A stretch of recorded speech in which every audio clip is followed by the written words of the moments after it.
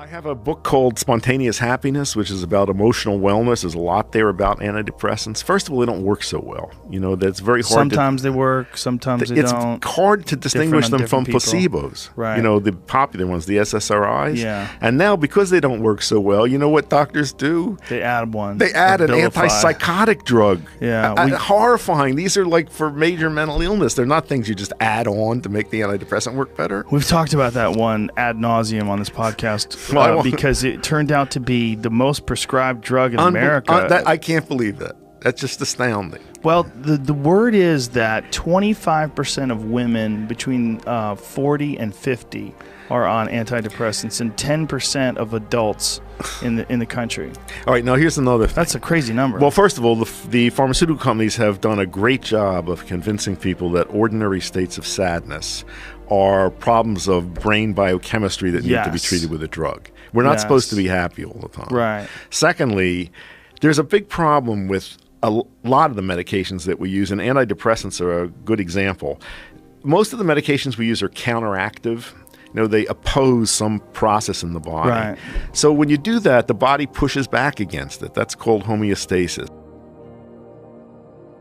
Very easy to slide into a state of dependence on it. Same thing happens with many of these drugs. Antidepressants, they raise serotonin levels at neural junction. So what is the body going to do if you force an increase in serotonin? It's going to make less serotonin and drop serotonin receptors. So if you stay on one of these for any length of time, when you get off it, you're going to be in worse shape than you were to begin with. And this now has a medical name. It's called tardive dysphoria, meaning lingering bad mood due to the drug.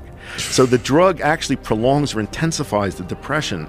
May be okay for very short-term use of very severe depression, but these are not things you want to go on and stay on for lengths of time. What's fascinating to me is when I talk to people that are on them that want to talk to you like they're on some cancer medication or they're on, something that cures polio. Yeah. Like they make it seem like you're insensitive to the possibility that there's other solutions. Right. And there are many other solutions. We have really good evidence for the antidepressant effect of physical activity. Yes. Both to prevent and treat. Yeah. We have very good evidence for supplemental fish oil, for omega-3 fatty acids to prevent and treat. CBDs, well... All that. And the microbiome looks like it's involved in our mental states as well. So, there's so many different ways of it. Yeah, CBD for sure. So, again, gets back to inflammation. It gets back to an integrative approach and not just relying on a single thing like a pharmaceutical treatment.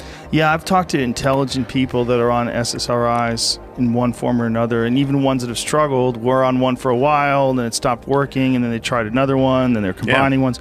And they're on this weird sort of... chemical roller coaster, and they reject any possible notion that there's other alternatives, especially when you bring up the exercise one. Right. And their side effects of physical activity are great. It revs up immune function, improves digestion, improves sleep, all that.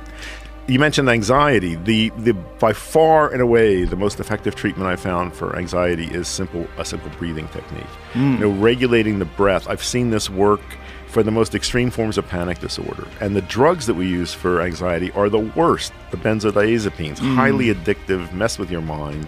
Yeah, I have a good friend who has an issue with anxiety medication, and he takes it all the time. And when he doesn't take it, apparently it has that rebound effect. Exactly, right. He gets horribly anxious. Well, these are handed out like candy, and nobody warns people how addictive they are. It's a worse addiction than opiate addiction. It's Xanax? Yeah. Really? Yeah. Wow, I did not know that. Harder to get off of than opioids. Wow.